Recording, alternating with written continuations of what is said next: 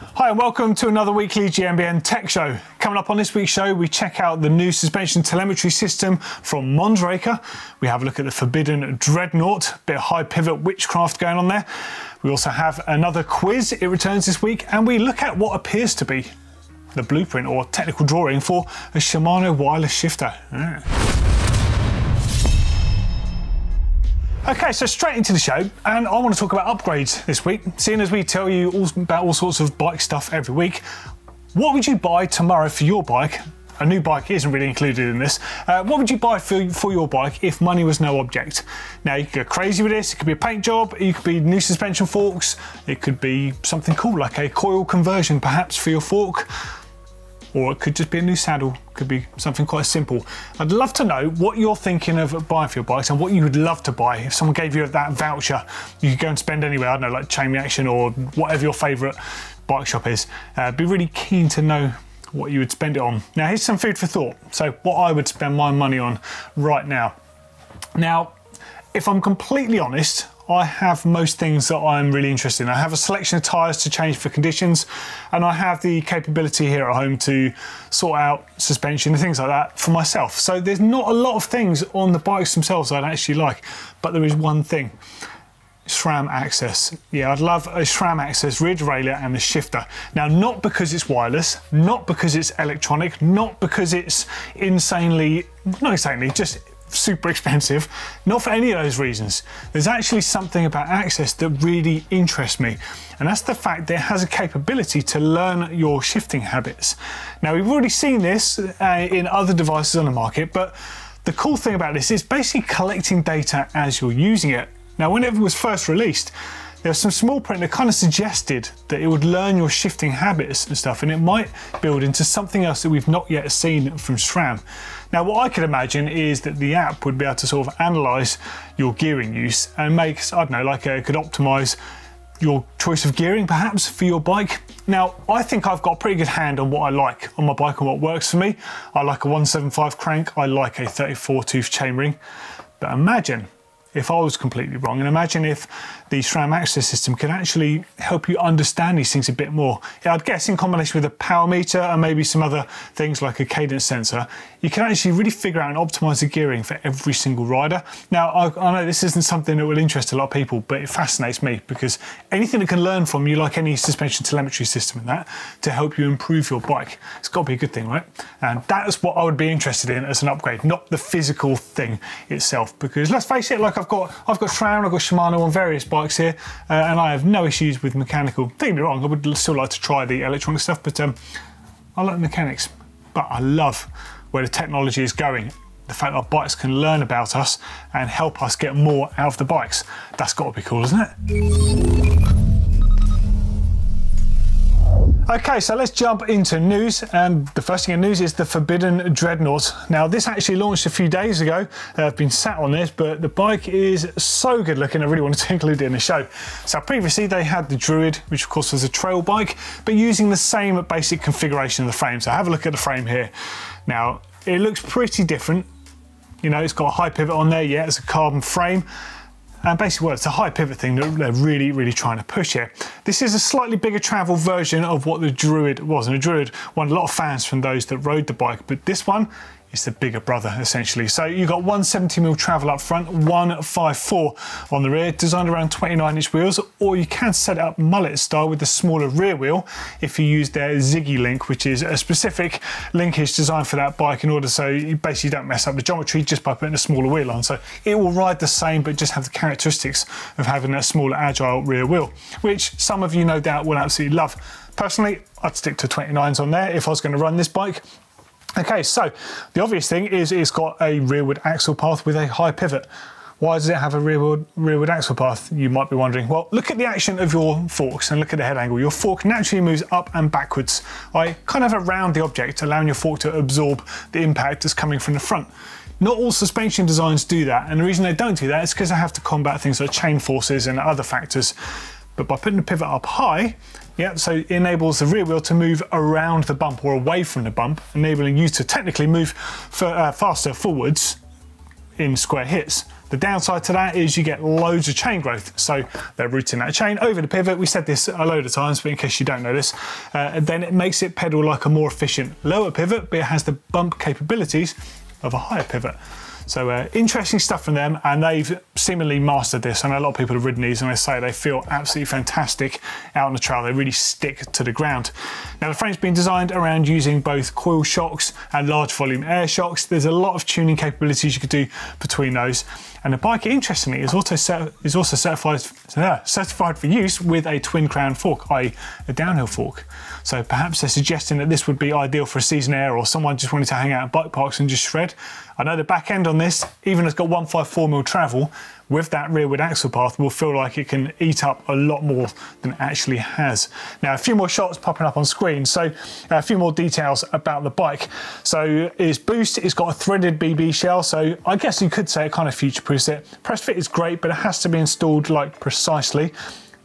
Perhaps not the best situation for a bike like this to have, especially if it's going to be beaten to hell in a bike park where you're going to go through components all the time. You're going to be in a bit of a rush. Threaded bottom bracket is a safer bet for you. Like I said, 29-inch, all the mileage set up using that Ziggy link. Okay, so there's 4 sizes. The reach goes from 440 to 506mm, so nice progressive size in there.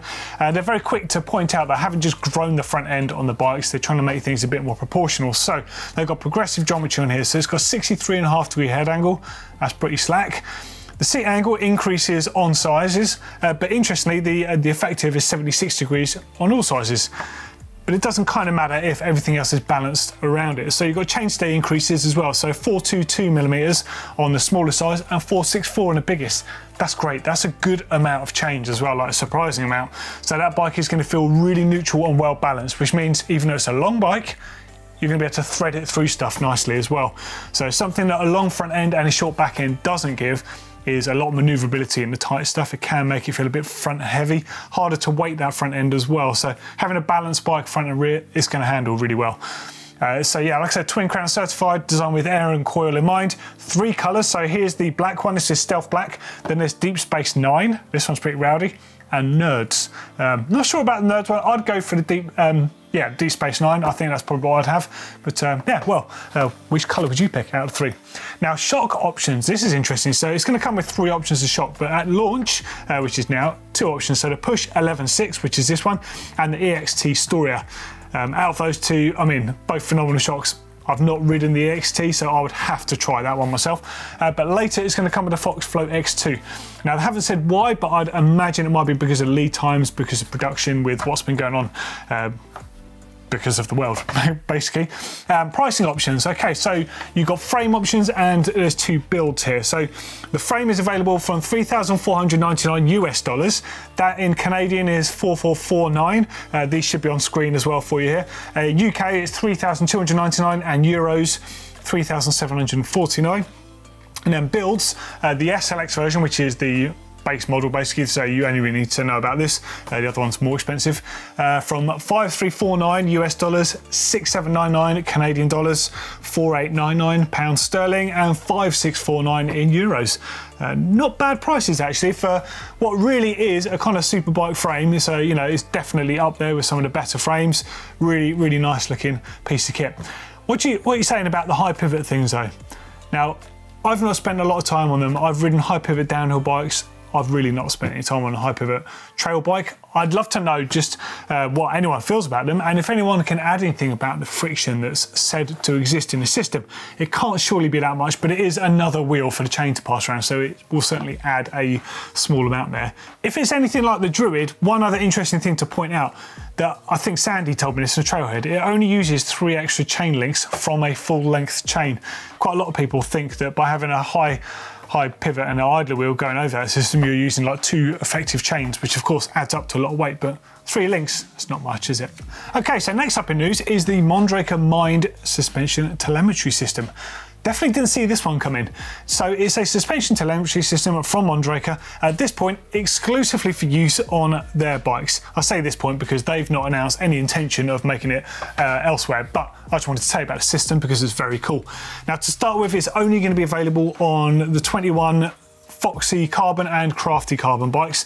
Later on, they say they will intend to bring this into cross-country, downhill, trail and enduro, which is great because I could see this sort of thing being really interesting, not only for the first-time riders trying to get their bikes set up, but also the budding racers and the privateers, and it's a really good brand for those as well. Okay, so how does it work? So a bit of sketchy details here, but essentially it's a 4-point system, and it has like the major controlling bit of hardware that is housed inside your steerer tube. That has a magnet as part of it, and it has a battery in there to power that. It has another magnet that mounts to the fork, and that's how it deals with it, basically the front suspension telemetry. And it also has 2 other magnets on the system, one that mounts on the main pivot and one that mounts on the rocker. So it takes 2 batteries in there, and the system also has GPS built in. Now this is really cool because of the fact that it's not going to drain any signal from your, basically not going to drain from your phone if you're using a GPS in there. But also, that's irrelevant because of the fact you don't actually need your phone to be with you when you use it. So of course you can do it that way, and you can find out what's going on with your bike, setting it up. But if you just want to go for a ride and let the GPS on there record all your ride data, which is something else it does, then it can do that, and then when you turn the app on, it will update to the app. So I guess it's got some sort of like a cache built into the system.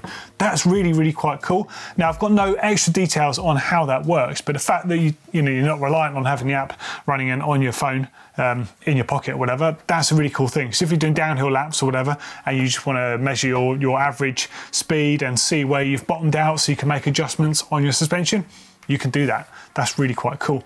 Okay, so a few things that they state about this. So as well as making setup recommendations, you can see exactly where you use that travel. So say you're training, we'll say downhill in this case, on a particular track, and you're trying to get your bike dialed for it, and you might be using too much travel on the front end, but you're not exactly sure where.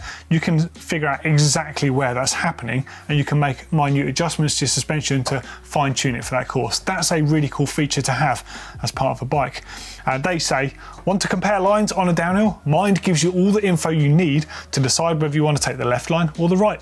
Bottoming out after a landing after a jump? Mind tells you where, when and how it happened, and shows you whether you need to improve your technique or adjust your suspension settings. Now, I think this is really interesting stuff. All telemetry, anything that your bike can give you feedback the other way in order to set it up better. That has got to be a cool thing. Like I said at the beginning of the show, I'm really interested in what SRAM Access can learn about you from your habits. This is kind of another step of that. I think it's really cool. And of course, if you look, there's other products on the market. There's TyreWiz, there's ShockWiz as well. So this is yet another version of a basically a consumer telemetry system, if I can speak properly. I think it looks really cool. I'm just looking at a few images of it now, and I think this is a really cool thing that Mondraker are developing. It says a lot about their race heritage, because that brand has been obsessed with racing. In fact, it started because of racing, which is really, really cool, which is why they've always had such presence on the World Cup scene, and why it was so important they got that triple win on the World Cup that time. So very cool stuff coming from Mondraker. Oh, one more thing that they say, it's got a bike alarm built in, which in combination with the GPS, so it's got a bike alarm that goes off, and if your bike does get stolen, you can track it with the GPS that's built in via your app. It's brilliant. It just seems to have so many things coming, and it feels like that's a product that either needs to be offered out to the rest of the market, or someone else needs to make something similar, because that sounds brilliant to me. And while we're at it, has anyone actually used ShockWiz or TyreWiz? I can't believe I haven't. There were some floating around at work for a while, but I think the roadies kind of poached them, well, the TyreWiz poached them for a video or something. I've never used them. I'd love to know what they're like. Anyone out there using them, having a good experience or an indifferent experience, let us know. I'm interested. Fancy fitting a water bottle cage to your bike, but your frame design either doesn't have bottle cage mounts or is a bit awkward and you can't fit anything in? Well, these guys, Granite, have got something that might be up your street. So it's the Granite Design AUX, or auxiliary, I guess, cage. Now they can offer it as a cage or with the strap option. So there's a few shots of it on screen here on various different positions.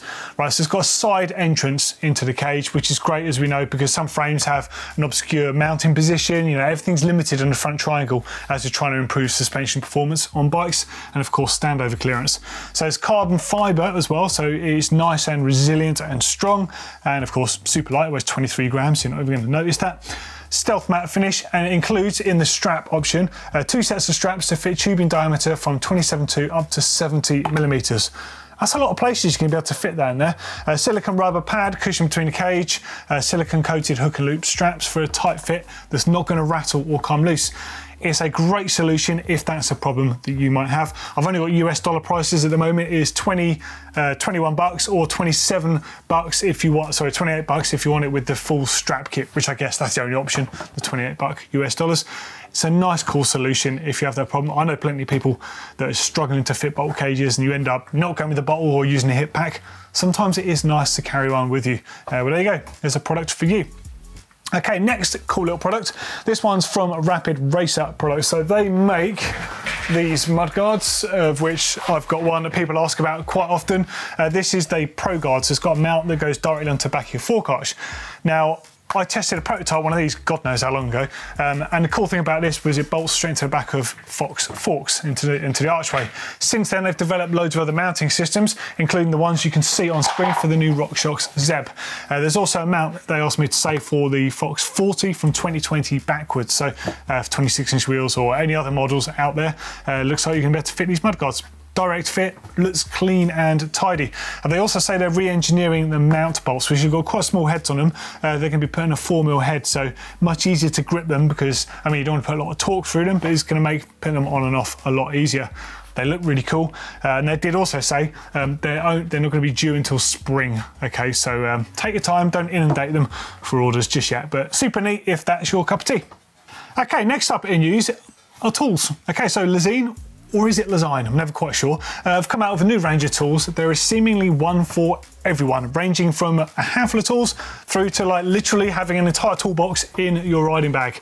So I think we've got 23 different multi-tools in the range. There's flat, compact style ones. There's ones that fit in the end of your handlebars, like this one here. These are called the tool insert kit. There's also a tubeless insert kit. So if you fancy stashing away some tubeless repair tools in your bars, it's a good idea. They do those as well. But the ones that stood out to me are the Rap 2 series. Now, there's a few in the range, but the Rap 2 19, this one on screen. In fact, there should be a drawing here showing you the amount of tools on it. Yep, there's 19 tools, as you might imagine. Looks good. So it's got a CO2 inflator as part of it. Now, that's something that I've managed to lose before out on the trail. So I have one as part of a multi-tool.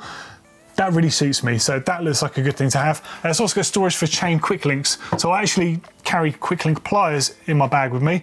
A set of Topicons with the chain link pressed onto them, so I've already got some. But having it on a multi-tool, that's another great thing. Now, you might have also noticed these multi-tools are black as well, which looks pretty smart. Yeah, so they're not like polished, they're not stainless steel or chromoly or anything. Oh, but they might still be made from that, but the finish on them just looks amazing. So this is what they say. Black anti-corrosion technology, a proprietary two-stage finish offering class-leading corrosion resistance based on industry standard salt spray testing. That sounds a bit of a mouthful, doesn't it? They've really tested these things out. But yeah, okay, so they should be more durable in theory, according to that, but they look really good as well. Black tools, hey, they look really, really nice. The side plates are made from aluminium, so they're corrosion proof as well. But I mean, look at them. I think they got some really sorted looking multi-tools. Great stuff, always been a fan. They make some really nice tools. And lastly, I just want to say a big up to the people at Lezyne for sending us the images of their factory and their production line, because we just don't get to see this stuff very often. So I'm just going to leave you with a really cool slideshow of some of the images they sent. Way to go, guys. Really cool stuff. Love your products.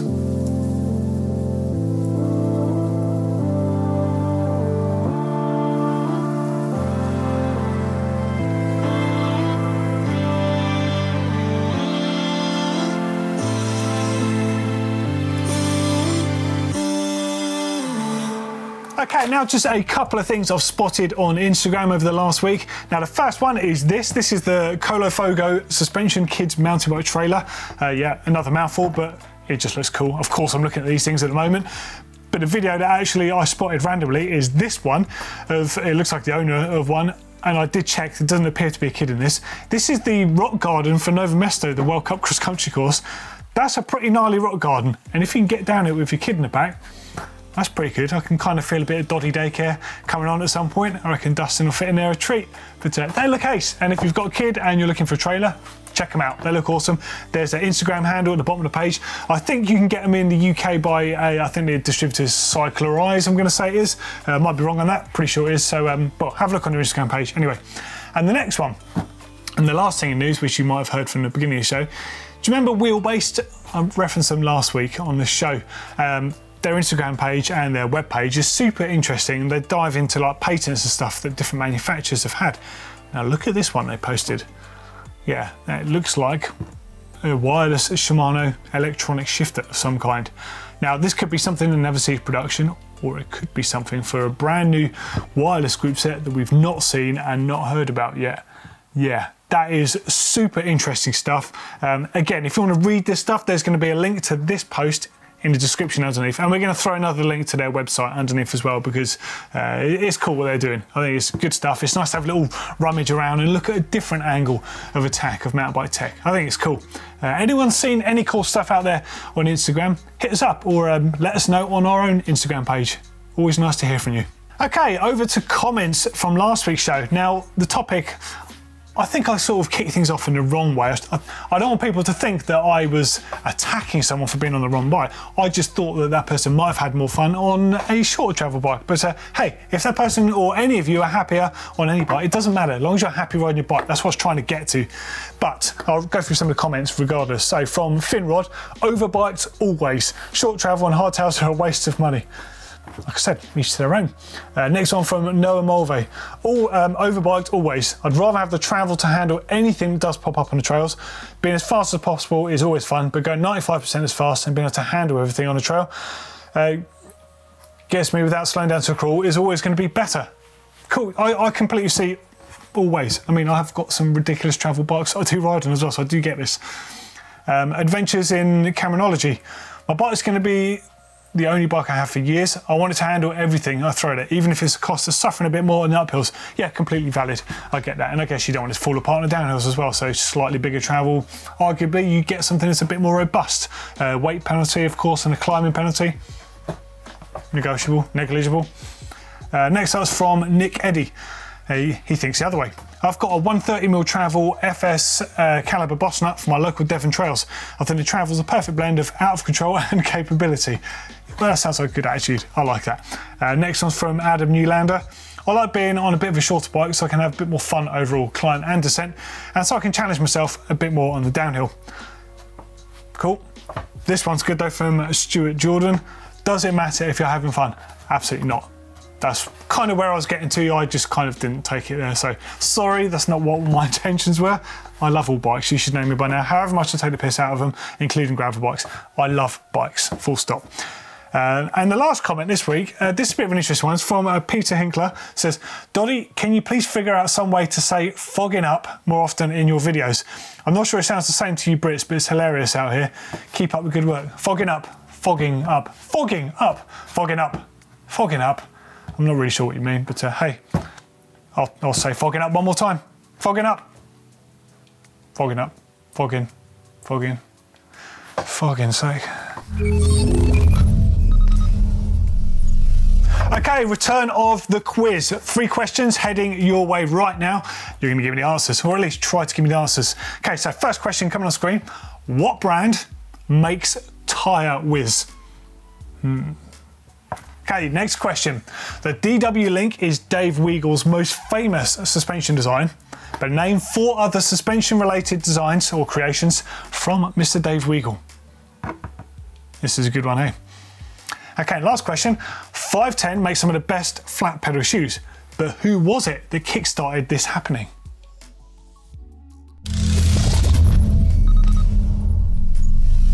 Okay, now it's time for top mods. This is all about the modifications that you make to your bikes. Now, honestly, anything goes. Get your modifications in. It could be a complete bike build. Whatever it is, we want to see what you're doing to your bikes, what you're proud of. Come on, show us. There's loads of cool stuff out there. So first one actually says 4th submission. I don't know if it means you've tried 4 times, Mark. I hope not. I don't remember seeing this before, so could be a chance because we did have problems with the uploader that it might have not made it through, so in which case I apologise. But this is Mark from Portland, Maine. It's a 2021 Haro Shift, so brand new. Hey Doddy, I'm Mark from Maine. I'm sending my Haro Shift in for the 4th time. Sorry. We get a lot of entries, to be fair, in this sort of stuff, and they can, as we find out, get lost. So I purchased this bike in September. I wanted a Haro to be different. Everyone here rides Santa Cruz and Yeti. I've yet to see another Haro MTB anywhere. Do you know, little story off the side here, when Greg Minnaar was world champion for the first time, fairly sure it was on a Haro, although it wasn't intent to stick it up as a Haro, but it was on a Haro, which is pretty cool. Laguna, I think, Italy. Can someone correct me? Pretty sure it was. He was super quick back then. I mean, he's not exactly slow now, is he? That being said, I got it stripped down to the frame and I've educated myself on all the bike tech and how to build it back up. The only parts I haven't replaced are the frame, handlebars and stem. Got a RockShox bike on order, so that should be here later this week actually. Once it's done, I want to send it in for that super nice inner bike vault. I'll make sure the guys keep an eye out for it so you don't get missed out. However, it's certainly been modded. I've included a picture of my build sheet that shows all the parts. I took your advice and got some airliners yesterday. They were a faff to get in, but I like the protection. Thank you. Well, hope they work for you. You know, they don't work for everyone. Definitely working for me on the back of a cross-country bike with those lighter tyres, so I can feel them hitting the ground. Yeah, good stuff. Right, so have a look at the bike up close. Loving the colour actually. That looks great. Sort of like army green fade to black with a bright yellow Haro on there. So you've got an ergon saddle, reverb post, making the most of that frame size. So post is slammed, so we're giving you full extension. That's great. Some nice big flat pedals on there. They're Crank Brothers actually. DT XM 1700 wheels. Great, nice, reliable wheels. Maxxis Mini and DHR2. Awesome stuff. And DHF on the front. Hey, it's looking smart, isn't it? Looking really good. Do you know what I'd be tempted with if I was you? But I'm not you, so... would be to get a bit of green on there, a bit of green anodizing, perhaps. It might be a bit too far for you. There's something like the headset or top cap, just bringing a bit of green up the front of the bike there. Although that said, it does look kind of good with like the sort of dark to fade, sticking with that theme. Just planting the seed though, because it's always nice just to tinker with your stuff, isn't it? Hey, it looks good. Oh, you got a trail dog as well. Awesome. What makes he? Is that Staffy? Can't quite tell from that angle. Looks lovely. Gorgeous looking dog. Tell us about your dog. Now this one I didn't see coming. This one's from David in Staffordshire.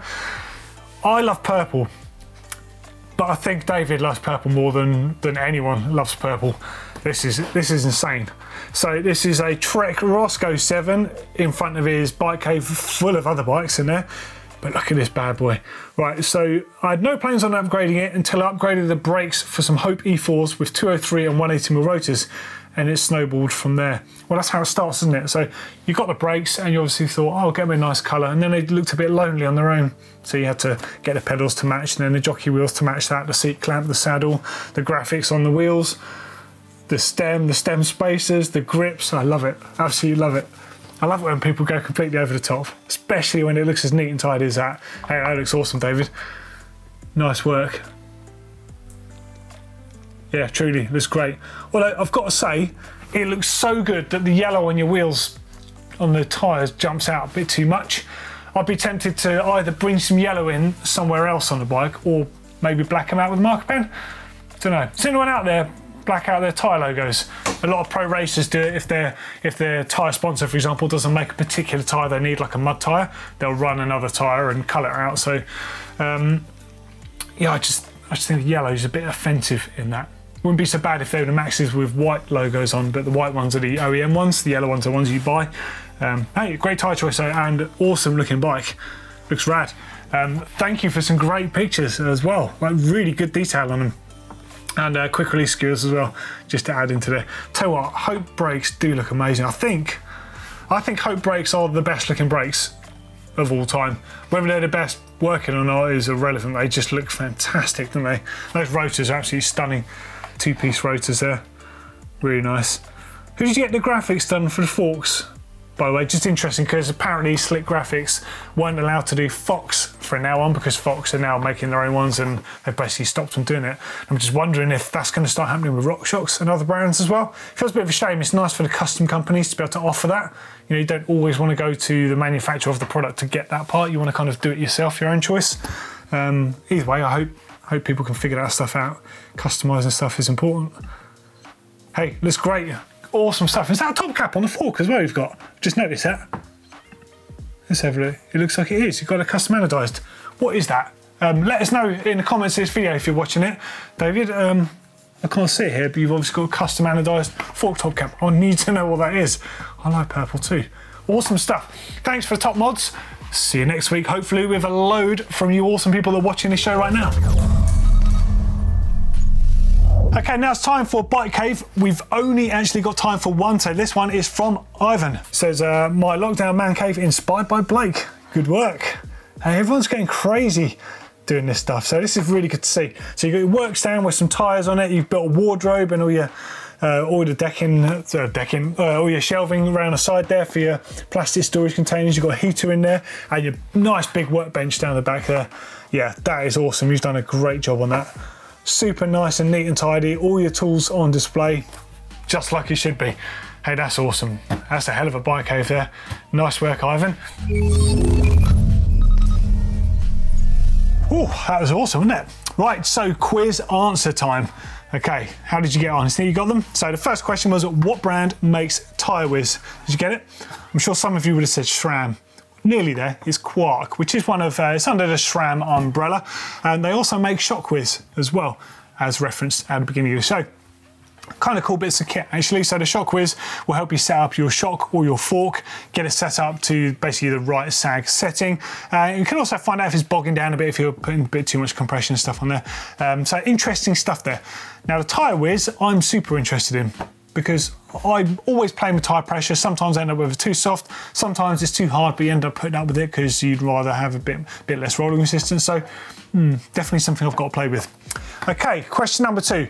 The DW link is Dave Weagle's most famous suspension linkage. Did you get the 4 other suspension linkages creations by Dave Weagle? Okay, first one, the Delta link. Yeah, that's the one they use on Evil bikes. The Orion link, you might not have got that, Esker bikes. The Trust Shout or Message, of course, that trailing linkage design he did on the suspension forks. Wild piece of kit that. And the last one, Split Pivot. Of course, you'd have that on any kind of linkage rear end, but it enables it to remain a single pivot because the linkage is actually on the hub axle there. So you're still getting the brake performance you want from a linkage bike of the 4-bar variety, but having the full length basically between main pivot and rear axle. So interesting stuff. And the last question was, 510 makes some of the best flat pedal shoes out there, but who was it that basically made this happen? Anyone get it? It was Jeff Stieber from Intense Cycles. Now, I've referred to him a few times recently, but actually it was this post by Nigel Page, who used to ride for Jeff, and he's been a close friend of Jeff for many years. And hi, Nigel, by the way. Thanks for letting me post your post of this pair of shoes. So it was the Intense sticky rubber shoes. Now, I forget when it was. It must have been around 2000. Jeff actually approached 510 and got them to open up a mold. He paid for it to be done, to make, using their stealth climbing rubber, some flat pedal specific shoes.